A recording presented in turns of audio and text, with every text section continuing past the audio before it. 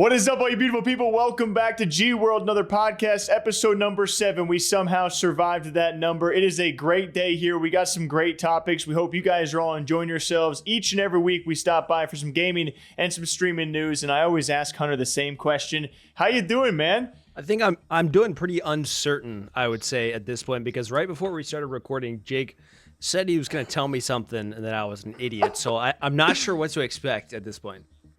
Yeah, well, it's probably not as bad as you think.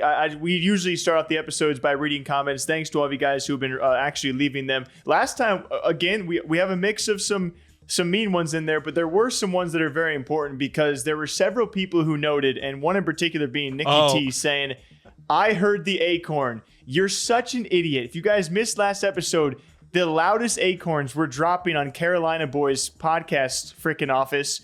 And I was reacting, and he was like, oh, they can't hear a thing. Here's the thing. Freaking idiot. Here's the thing. I did you a favor on that one, and that was a conscious choice not to take those sounds out. And so I was editing the podcast before I sent it over to you, and I said, you know what? I'm going to leave these acorn drops in. I took some of them out, by the way. There were that many? There's like a few in the background that they would hear that you didn't comment on, but I took like the big really loud ones out, and I even cut out a section where we were talking about acorns. But just so you know, I was like, you know what? I'm gonna leave some of these in so that people know what Jake is talking about. Oh, thanks, man. You did me a favor. You're welcome. Yeah. Anyway, tons of comments on last episode. One last one being Hunter leaked that these guys got fired because you were an idiot twice last podcast and literally just misspoke. And so people think we were fired from Esports Talk. So thanks for that last week, man. It was a fun episode. Yeah, no problem. You know me. Yeah, well, we lied about that. Sorry, guys. We have lots to gain to lie about that. So anyway, we have a great week of topics and hopefully not too spicy. I say that, but you never really know. We're actually going to head into a crazy Apex story for the first one this week. Hunter sent me this one, and it was crazy. It's pretty much the basis of this. If you guys know Apex Legends, one of the better known pros out there, formerly a TSM guy, teaming with How. There was a lot of drama in the Apex competitive scene for Holst, very well known. And this one became very well known as another Apex streamer known as Preslyy threatened his former girlfriend to unfollow Verholst or else, and face like a ton of different threats. I'm sure you can give a lot more context than that, though. I don't know how much context there really it needs to be or is, but essentially, yeah, I mean, this is someone that apparently this was over a year ago, but the screenshots just now came out. So this isn't even something that's happening like right now. But Preslyy is a person who has had multiple people now, especially with this situation, come out and say the type of person he is, more or less, like continuously, whether it's like emotional or like how he's speaking to his partners or people he is involved with. Kind of repeated offenses, I guess we'll call them. But seeing these screenshots come out, I was just about to pull up some of them, actually. But yeah, just I can give some context while you do it, too. Yeah, go for it. Yeah, so this actually came up around a streamer known as Ali, and this is when one of her mods then released the chats that Hunter will eventually read. But after Ali spoke up about this wild behavior from the streamer Preslyy, who is now he's off the internet, has deleted most social media that people could find, is now completely gone. This caused other girls to come forward and other former people he's had relationships with to say and make allegations of, emotional abuse, but also things like spitting on them and throwing vases at them. And then the craziest part about all of this is the messages that he sent in a Twitch chat to this now Ali, which are like, they're crazy to read out loud. Yeah, so I'll just read some of the craziest ones, but this is in her Twitch chat saying, you don't unfollow him by tomorrow night, you're getting it. I warned you. To which she says, psycho, I'll be over after work, and if you still follow, GG's, try me. Sorry, I laughed just because of just throwing some gamer language in there. If you still follow him, GG's, like freaking nerd. Eventually one day, GG is going to be a death threat in a court. Yeah, court. That's what that he's implying there. He says, if you do anything, get off my dick, ruin my life, do it, ruin me, and see how long you're a thing. Try me, LOL. So just psychotic break at this point. If you follow back, you're dead. That's simple. You follow him back, you don't love, which I'm assuming He meant you don't love me. You don't love me, yeah. Simple as that. You understand? And she said, death threats on Twitch, which is insane. Unfollow Verhulst by tomorrow night or else. Try me. I'll unfollow him for you. So, screw loose, I would have to say. And I don't know, maybe this is like just how scary the world is at this point, but how are you involved with someone like that and don't know that they're this kind of person? Yeah, maybe it's a streamer relationship. I don't know if they met online. You just don't really know the real person until you're that far into it. Obviously, someone who's had, I mean, yeah, just reading the messages out loud. That's why, of course, it goes viral even more so. Outside of how horrible a circumstance it is, the fact that it's about a pro player and streamer and a well-known Apex player like Verhulst, and this guy is getting very upset that she's just following, you know, one of the more popular names in Apex, and he's, you know, giving her death threats for following him is why it also takes off. Then we have Verhulst talking about this, his Watson making tweets about this. Obviously, most people responding. We had other Apex streamers giving their past circumstances with him. And by the end of all this, he eventually tried to post a twit longer. I can't even find a copy of it. It was deleted. His Twitter was deleted. His Twitch was deleted. So I think most people probably got a good idea of what kind of person Preslyy is based on the allegations made by now multiple accounts. So, yeah, I don't think he's following anyone anymore, at least from what we see left of his social media. No, definitely private at this point. Also, just throwing in a couple other random Apex news here because I feel like it's worth it.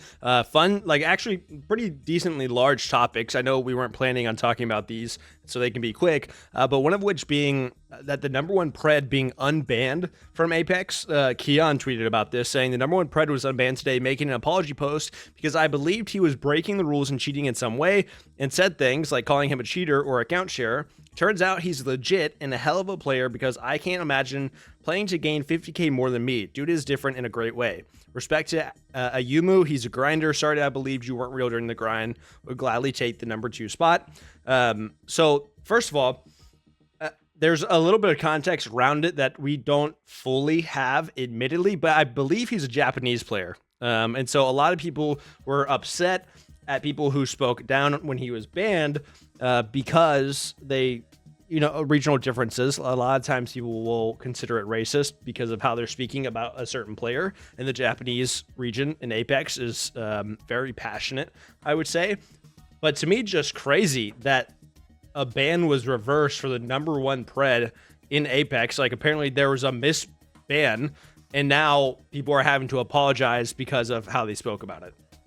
Yeah, and I think Keon did, according to some, Keon said a lot of stuff and maybe referred to height in some jokes. So people saw that as like racist, as, you know, going at someone from the Asian region and making some jokes during a pretty heated time, right? A race like this gets a lot of views and a lot of people watching. So apparently some heated things were also said between the two communities.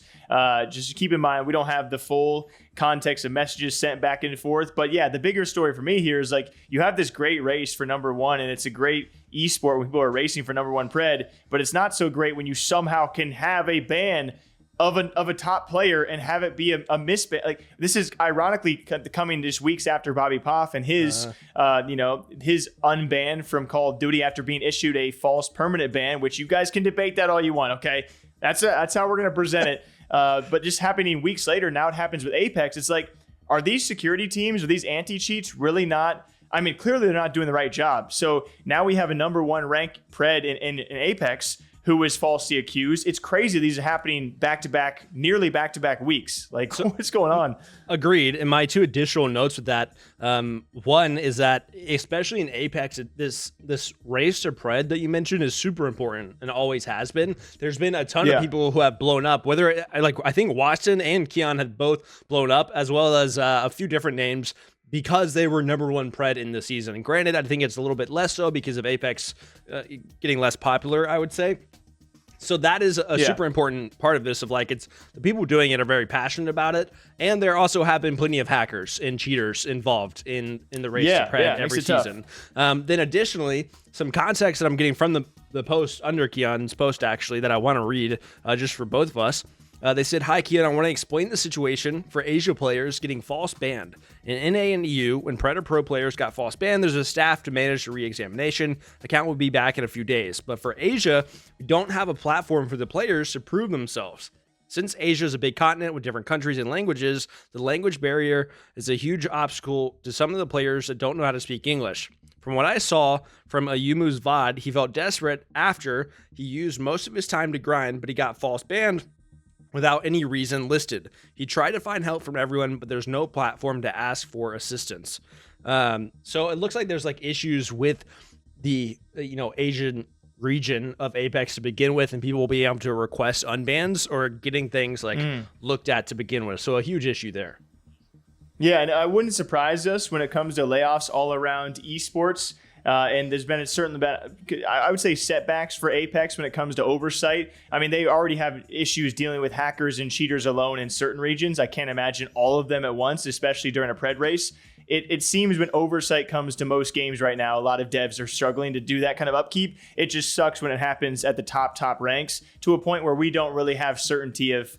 We really don't know anymore nowadays, unless we're told otherwise, that when someone is permanently banned, if they are truly cheating or not. There's a lot of distrust right now in the system, which it does suck. But yeah, Apex has been hit with a lot of, I would say, drama that's good for the space, but also terrible at the same time. I got one more for you.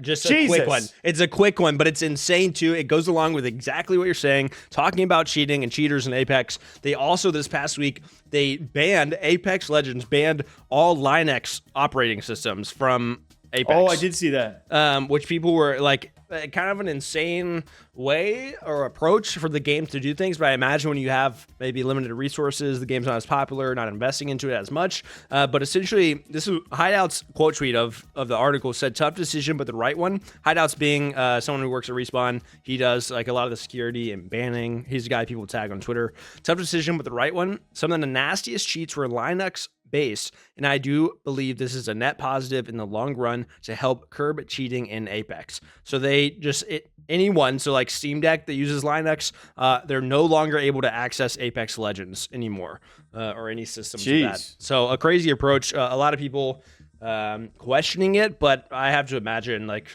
net positive, hopefully. Yeah, from what I've mostly seen, I talked to GamerDoc on Twitter about this very briefly. A lot of his language goes over my head, but from very little he gave me, it seemed like an overall probably the right choice. Obviously, there's going to be the complaints from the community, especially if you are a user that's impacted by that. But if you got to do what you got to do, right? Limited resources and such. And I guess we'll see how that impacts things going forward with Apex. What a freaking week. And speaking of a freaking week, we had a big return out there as well, as you guys can probably see in the title. Tfue finally returning to Twitch for the first time in 6 months. Back to Fortnite for the first time in a year, and what he claims, quote unquote, he just got bored. So he's now just, he's back to streaming for a little bit, has been enjoying, and you're going to like this, he's been enjoying Fortnite and a little old school RuneScape. I didn't see that part of it. Actually. He's been playing like long hours of RuneScape. I'm curious what his situation is, I would say, with Kick. I feel like is my biggest question, because I feel like he was around for a few streams, right? And then he just kind of... I thought the same thing. Dropped off very suddenly. So I wonder what the contract really was there. I mean, he did those like 3 to 4, maybe like 4 IRL streams. There's like giving away money on the beach. He went hunting a couple times, I think. And then maybe like one other that I can't remember right now. But doing like he was cool doing stuff. Quite a few IRL streams, yeah. It was cool. I really enjoyed that content, and I felt like it really mirrored a lot of like kind of his sentiment of the big retirement. And I know a lot of the audience, by the way, I'll acknowledge this, doesn't love the fact that he made such a big deal about leaving and retiring and being done, and then very soon after was back and like is just doing whatever he wants. Yeah, I was actually really surprised by that as well. You know, I personally, I don't really care if we don't usually see people retire and come back so soon, but I guess I'm so used to seeing people retire and then we never see them again that it's I don't mind that if we see them again, you know? So I do see those comments of like, a lot of people are saying like, I don't mind Tfue, but I'm a little stunk up at the fact that he retired and then came back a few months later. Like, I don't care. Like, I just like seeing Tfue play games. So that's my personal stance on that. But yeah, also really enjoyed his IRL content. My assumption here, I do not know for sure, is that his Kick contract might have been pretty hefty, and that is up because he's also talking about multi-streaming now.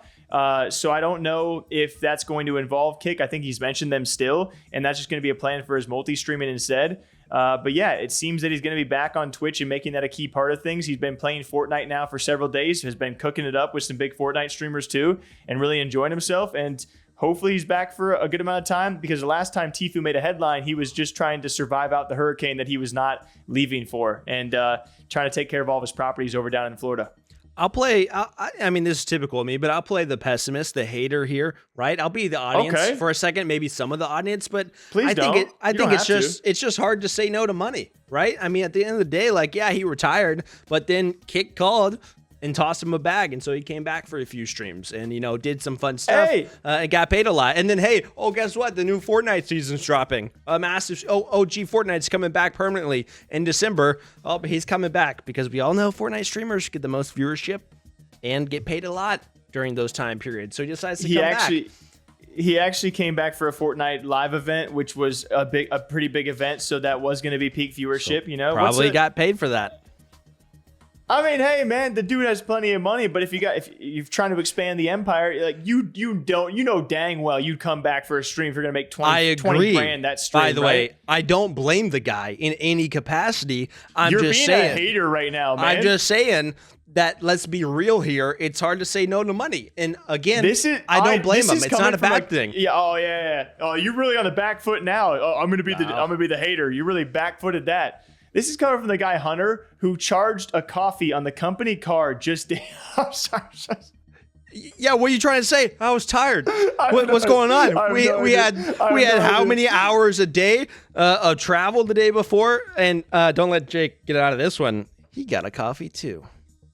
Okay, I did. Yeah, Tfue is now back, guys. Hunter's a hater. Do you guys appreciate him being back on Fortnite? Will we see him in more games? And one last note for me, I want to see him back into Twitch Rivals. He has a pretty mean win streak or win percentage in Twitch Rivals. So whether he's back or not, I want to see him gaming. He's playing some good games out there, and we'll see if Tfue stays back this time. Enough of Apex, Fortnite, RuneScape, guys. Let's hop into some real talk. It's going to be Call of Duty. All right, yes, we're back on Nickmercs, who had a heck of a week this past week. We're not here to talk about the election quite yet, but he had a heck of a week because we shared some old clips that he shared before Black Ops 6 had released, but it became relevant as Nickmercs went viral talking about Call of Duty creators and how you can't trust what they say. This was actually when talking about the COD Next event as they all played Black Ops 6, and him, clearly demonstrating that if you are a COD partner and you're playing the game early, that we can't really trust your insights on a game like Black Ops 6, and all part of the conversation of him also not playing the game. And to this day, I don't think he has actually played the new title quite yet. Let's start off by saying this, man. It's going to be really tough to take any of these creators seriously, especially like Swag, Tim, any type of like Call of Duty primary creators. Like when Call of Duty is their main thing and their only thing, it's hard to take their opinion as bond, because look, they're being paid in some way or the other, and they're just happy to be there. They're around all the, you know what I mean? It's vibes. It's all energy. You know what I mean? They're playing something new. That feels good, right? Everybody loves that. When you're playing something new and you're the first one to do it, it's going to feel good. You're going to get those little feelings in your stomach and your mind and shit. It's going to be exciting. You're with all your people. But you just got to take it with a grain of salt, man, because every fucking year, no matter the Call of Duty, it's always the same shit. Did we talk about this last week? Am I crazy? No, we talked about last week that he was not be playing Call of Duty, but this week I shared the clip of him talking about Call of Duty creators and how you can't trust what they say. Yeah, I'll talk about it again, but I think you're crazy in this situation, because I feel like last week I mentioned something along the lines of, like, even if, like, we all know, like, if that situation didn't happen with Nick and COD, then he would be doing the same thing as the rest of the Call of Duty creators, and he would be getting, all his bag for streaming COD, and he would be saying a bunch of great things about Call of Duty and about Warzone. And I think that's just like, again, just like Tfue, like, get the bag. Like, money talks at the end of the day for people, and that's not a bad thing. I don't blame Tfue. I don't blame Nick for that. But I think if people are getting paid, or even if their audience is just supporting them more when they're playing Call of Duty because they have a COD audience, and like that's what people are gonna do because that's their career and they're trying to make a living and like make money. And so I'm not super surprised by it. I feel like I said this last week though, so I don't know. Maybe I'm crazy. No, it is different Nick clips. I promise you, okay? It's a different clip that I shared. You just have no idea because you were in Germany all week. But yeah, I do. Guess so. But I do agree with you. I think it pretty much comes down to Nick is stating the obvious. And like you said, if he had never had his big old argument and debacle with Call of Duty, he would be doing the same thing. But we all should know this, right? If a streamer is being paid to play a game, he is probably not going to say near as or any negative things about it. That is the way the bag works. Okay, that is the way companies are paying. They're not going to drop you $20 to $50 to $150,000 and say, "Hey, critique us really heavy in front of your entire audience," right? Like, they're paying you to play the game, sit down and do your thing. So I guess it's pretty much just stating the obvious, as we've said with other recent games out there too. Supervive had a huge push. Off the Grid had a huge push. The 2K game Ethos had a huge push. And you didn't see any negative comments because that's the world and how it works. And if you're going to get your bag, I mean, that's fair, right? And obviously now that someone is not getting said bag, he's free to speak his mind on what is and already has been the freaking obvious, you know? I will say my two thoughts here. One being, I think Call of Duty is in a little bit of a different boat. So maybe I'm giving credit or backtracking a little bit. But I think COD is in a little bit of a different boat where they're probably not paying a ton of people to play their game, right? Like, a lot of these creators are playing it just because it's their audience. It's their main game, yeah. Right, that's their game, and they're not going to speak ill of it for two main reasons. One being they don't want Activision reps to see it and never send them care packages or never invite them to COD Next or whatever it is, right? I think that's a huge part of it. It's genius. It's genius. Right, they want the favor of Activision and COD, and you can't really blame creators for that because it helps them and helps their audience. They don't want to alienate their audience who likes Call of Duty as well. However, I do think, and Jake, I'm going to give you credit, a few podcasts back, when you asked about Call of Duty, you asked how long you think it's going to take for people to be upset. And I thought it was going to take a while, but it took a week. And I think people have been very critical of this Call of Duty and very outspoken about it, more so than any other Call of Duty I've seen. Within week one, people were calling out the map design and Omni movement and how the game feels. Yeah, but at the same time, it's also still what's been now touted as one of the best performing Call of Duty launches we've had in at least a few years. I do love all the headlines. It was this is the best performing Call of Duty since 2022. I'm like, what the frick are these headlines, 2 years dude? Ago? Yes, those are literal headlines. They're yeah, it's the best release we've had in 3 years. I'm like, what? How is okay, yeah, you got 300,000 on Steam, and yes, I'm sure they have made boatloads of money, and it's a genius marketing model. No one can take down Call of Duty. All right, I'll say it time and time again. X-Defiant failed miserably at it. Nobody is taking down Call of Duty, but it's remarkable that each and every year we have it for a week, and then everyone realizes, holy frick, it's the same old, where I think this time around the most criticized thing for Black Ops 6, correct me if I'm wrong, is the pool of maps, and then they wait a week or so to bring back Nuketown, which I'm going to keep the Tfue clip for later next week's podcast, but I'll sneak peek for all of you guys.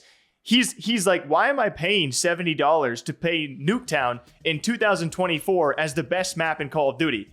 Which I think has a lot of weight. And I think as we get further along in this Call of Duty release cycle, people are going to realize, I don't want to play Nuketown anymore, and these maps still suck, and what are we doing? But again, to give credit where it's due for Call of Duty, they have this model where all these creators, it's still their main game, right? They're not going to talk too much trash, but maybe enough. And we're just going to keep on hoping for a different situation next year.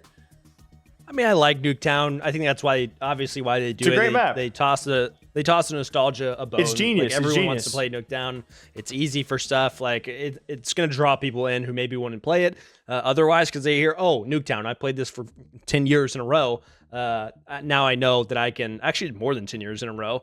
I know it's something I'm familiar with. I'll also say, as my last point probably, this just goes to prove, and we all know this, but that streamers and content creators do not make up the majority of and people on Twitter don't make up the majority of who is playing these games, especially a game like Call of Duty, who does not have to rely on these people at all. The game is so mainstream and has been for so long that it is going to continuously sell tons and tons of copies and be the highest selling in 3 years or whatever it is, just because casuals are all going to play it. Like, that's like the most accessible game. Dudes have grown up on Call of Duty, so they say, oh, the new Black Ops is releasing, we're going to buy it on PlayStation, on Xbox. Oh, I have a PC now, I'm going to buy it on Steam. And so it's no surprise to me that this is now continuing to be a successful game, no matter what people are saying.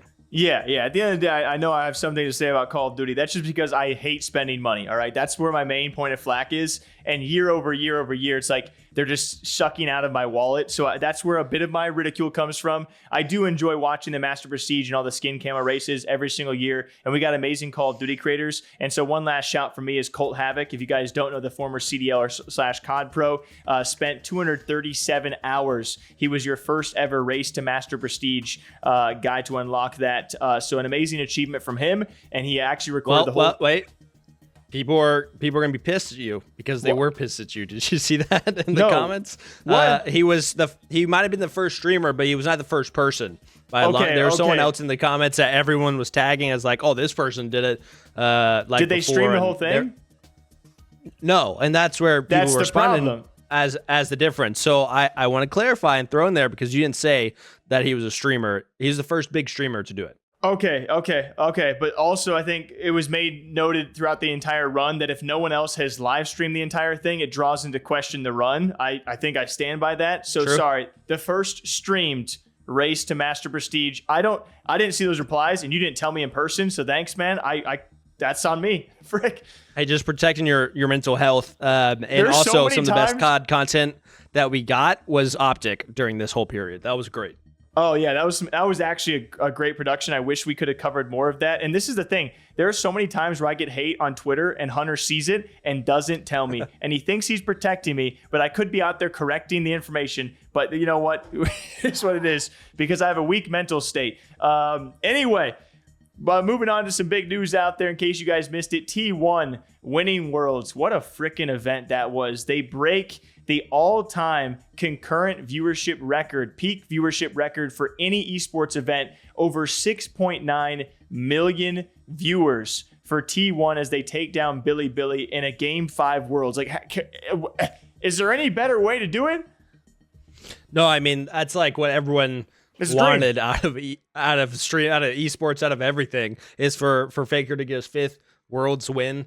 In this situation, and like to be, I mean, it's the top of esports at this point. League of Legends, similar to what we were just saying with COD. It's like people have been playing it for so long and they're so invested, so it's easy for people to watch. It's easy for people to get involved. These kids who grew up playing it are now married. Now they have their wife and kids watching it at 4 a.m, whenever it's showing. And so, I mean, it was we were in Berlin at a Counter-Strike event, so yeah.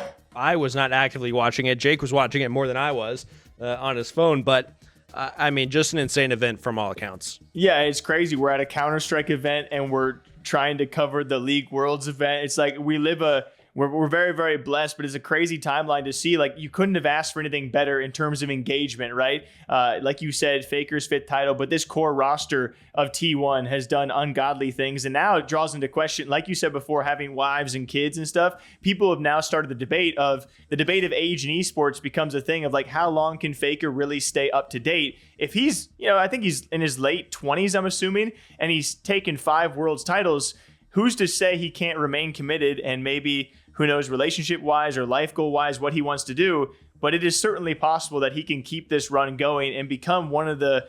There are many longevity esports players out there. I reference people like Forrest and Freiberg from CS and Clayster and maybe even Scump. And there are many others. And Crim6 from Call of Duty. And there's others I'm going to miss. But if he can actually keep this up for years to come. And he says right now that he will not be retiring. I believe him, and we saw that clip of him in between Esports World Cup. And are you talking about the headbanging clip? Worlds, yes. And Madman. I'm referencing that because of just how obsessive he has to be, and like we've seen it time and time again, just how obsessive over League of Legends and of being the best he is. And we don't know all the reasons. Maybe it's his personality. Maybe it's just because the sheer pressure on a name like Faker, like being considered the best esports player of all time across any scene, and also like the most well-known, most famous by all accounts. I would say, like, people are more likely to know who Faker is who aren't involved with gaming and esports than any other pro, I would assume. And so like the sheer amount of pressure, I think you have to be just on a different level to be able to like make it through that pressure. But then also I think you just have to be obsessed with the game. So I think we're going to see him from years to come. A lot of people having the conversation though, how does he compare to GOATs of sports? And like, are you now in the conversation for quote unquote one of the greatest athletes of all time? Yeah, and I want to keep that GOAT conversation for a couple of minutes from now. But to give you guys context on the headbanging clip that Hunter just talked about, Hunter and others had posted that a while back. I remember you got flack for it, but it's like, at the end of the day, this is news. If LeBron James was banging his head against a wall for the pressure of chasing an NBA title, and you don't think every outlet and their mom would be talking about it, it's absurd. So, and it was not a fun clip to watch by any means, and it was talked about very lightly for those reasons. But it was a clip of Faker, hitting his head against a wall. That is the pressures that he is under, and I don't think any of us can really realize the pressure he puts on himself and the weight of the Asian scene behind him. Like the things that are said and the things you hear being said, if you don't win or if you lose here, or even if you do win, it's an insane amount of pressure. So that's the clip that he's talking about. And if there is a guy out there who is willing to do that and then go out to win another world's title, you don't think he has a few more years left, or he's willing to sacrifice in his relationships to keep things going? So I hope we continue to see the T1 core, and I don't know how the frick they're going to afford this roster. So maybe some of them will go elsewhere. But speaking about GOATs, he is the greatest of all time in esports. That is undisputed. You cannot have a single person out there even come close to him. But I think it's a great conversation starter of who is a Faker, who's aspiring to be the GOAT like Faker in their individual esport. And I was trying to make a list of this, and I couldn't think of really many outside of Bodhi from RuneScape. I mean, I think there's a wide variety. Like you have to be very ingrained in some of the scenes to know who the GOAT is. Like I saw some conversations around that and people chiming in of like who was undisputably the Overwatch GOAT. And I had never heard of the person because I wasn't super involved in Overwatch as I would have liked to be. But there's definitely people in each scene that I feel like the scene itself would call out as like arguably the GOAT. There's only a few obvious ones. No Tails, Simple, maybe Monacy. Yeah, I can name some. Right, like there's definitely some Apex obvious with How, but there's also like who are you gonna say is the Valorant GOAT at this point? Who are you gonna say is the I don't even know what like the Call of Duty GOAT is definitely a conversation. Yeah, and it's so nuanced, right? Because some would say Scump, but that's not based off necessarily titles and rings exactly, because then you would go Crim6 or Clayster. And so it's very nuanced, right? But there are people heading in that direction for each of these esports. But it's like Faker is so far above that. It's just like 5 world's titles. And on top of that, what he has done for the scene of not just League, but for esports, it's like unmatchable. Yeah, agreed. And something I had started to say, but I think we cut off for a second, like a little while ago, was then the conversation evolves into, can you consider Faker one of the greatest athletes of all time? Man, that is trying to penetrate that topic, and the esports crossover is going to, I don't think we're quite ready for that discussion, to be like, I don't know if we're going to start seeing side-by-sides of Faker and LeBron James anytime soon, but I think the Faker and T1 went to a Tottenham Spurs game after, and they went viral because because they have more titles than that entire football franchise. So they're definitely in that conversation of popularity. I just don't know if I'd ever want to hear some actual athletes talk about it. They might not be so nice. Yeah, I mean, you talked to Shaq about it at one point, and talking about how he's a nice guy. Yeah, he's playing into it a little bit, I would argue. Yeah. For the clip, he knows what he's doing. But I think it at least goes to show, like, I don't know, how come we think Howard was, like Tom Brady? Like, these guys are hella old playing basketball and NFL. Like, why couldn't someone play a video game for that long? That's a better angle for all of this. Also, Shaq is invested in esports, so he's a bit biased, but great dude. Obviously, but yeah, that's a better angle, I think, of the conversation of like longevity has to be a thing, right? That's a great point. You got dudes in their late 30s into their 40s in professions that are much more physically demanding. So there definitely should be some esports guys. That's a great. I mean, Yeah, I mean, obviously the hand-eye is nuts, right? Like, eventually it comes down to more experience for these older players. When you look to a guy like Kerrigan, who is one of the older IGLs in Counter-Strike, it's more of a mental, like, the experience he brings on a stage is like he could probably calm down anyone and give any strat any day. So it's the knowledge that comes with it. But there's got to be... I don't know. I think it's also tough because with the internet and progression of video games, you have these kids. Yeah. You can't play... You can, right? You can get outside, but you can't play football necessarily to the degree you can. This could be stretching it, but keep in mind here. But you can't go out and play soccer and football and basketball as extensively at the age of 5 as you can just go sit down and play Xbox. So like you can develop these skills so early on nowadays and spend so many more hours doing them because they're not as physically demanding. Like you can go play football with the boys for a couple hours. You can sit down and play Xbox for 10, you know? So you can develop these skills so acutely nowadays and so young. That's where I think that's going to be the difficult part of these up and coming generations who have been gaming for 20 years by the time they're 20, you know? Yeah, I think it might level. We might see like a plateau eventually of like, I think the gamers will get older and older as time goes on because people who were born into playing games and like started a lot earlier than the current generation did because they had more access to it. And just the games that are available now are very different from what they were 20 years ago. And so I think as that happens, people will get older because they got better sooner. And so then like we'll start seeing those older 30, 40-year-old gamers maybe who are on pro teams still, but it's going to take a while for that. Yeah, dude, we just went on a tangent. That was crazy.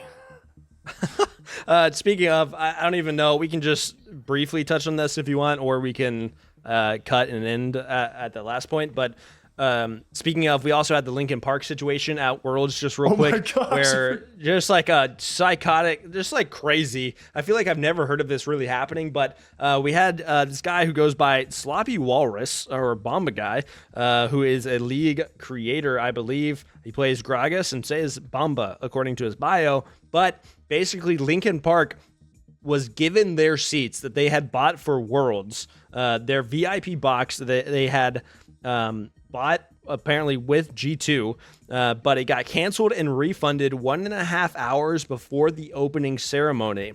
And it turned out that Linkin Park booked that VIP box last minute, so the venue just took it off the list because, of course, it's Linkin Park versus them. And so they were just stuck without tickets. I think 2 of them out of their group managed to like scalp some tickets to get in. Him and his girlfriend, I believe, included in that. But a lot of the other people just left. I don't understand how that is like, legal might be a crazy word, but that's just insane. I would be so upset. I'd be livid, dude. They don't even let you in. And then it's like the worst part, we also heard that Linkin Park left shortly after the opening ceremony. So that's just cruel brutal. Beyond belief. I'm surprised Riot got away with that. But of course, when T1 and Faker win, you kind of push everything else to the side. They probably have a little more to care about than that. But it's a sucky situation for sure. Imagine missing that Worlds though, dude. Imagine having a VIP box. You had a VIP box set up for what is probably the most hype Worlds of all time. Free booze. And then it got taken away from you by someone who didn't stay longer after the opening ceremony. And they didn't even respond to you on Twitter. Right. I would just be, pretty, you would be heated, dude. But along with that, some closing stories for all of you. We always hope you guys enjoy these podcast episodes. We try and do them weekly. They've been difficult to keep up with because we've been traveling a lot. We just came back from Germany on a 3-day stay for the Thunderpick World Championships, a CS tournament where $500,000 was taken by the Mongolian representatives over at Mongol CS, and they were incredible. Some of the best fans ever. And a little bit quick announcement for you guys to end this podcast. Me and Hunter are going to Korea next. Oh! Yeah, pretty excited about that one. I mean, Orlando was awesome. Travel was miserable. Terrible. I will say. That was some of the worst travel we've had. Because it was so short. But Germany was awesome. Yes, it was a very quick turnaround. We had a day and a half. I was there for like a day and a half. Hunter got in Saturday and left. Got in Saturday midday and left Monday at 4 a.m. So they're pretty insane, but it was cool to be there. The Mongolian fans, not that they were Mongolian, but the fans of the Mongols were super hype. I mean, it was cool to see that little arena. It was cool with the dome. G-Star is going to be awesome in Korea. Hopefully we'll have some cool people to talk to. So we're pretty stoked. I'm going to make Jake try some crazy food. Yeah, and we will be recording all of that for content, guys. So look out for posts on social media and hopefully a podcast as well. We're going to try and sneak it in because then we're going to Sweden after that. It's a crazy end of the year, and it's also thanks to all of you guys who keep on watching, leaving comments, and we'll be covering all of it here at the GWRLD podcast. So thank you all for watching. Take care of yourselves. Make sure to leave a comment, and we'll see you back here next week with some crazy stories. All right? Kisses. Oh, what?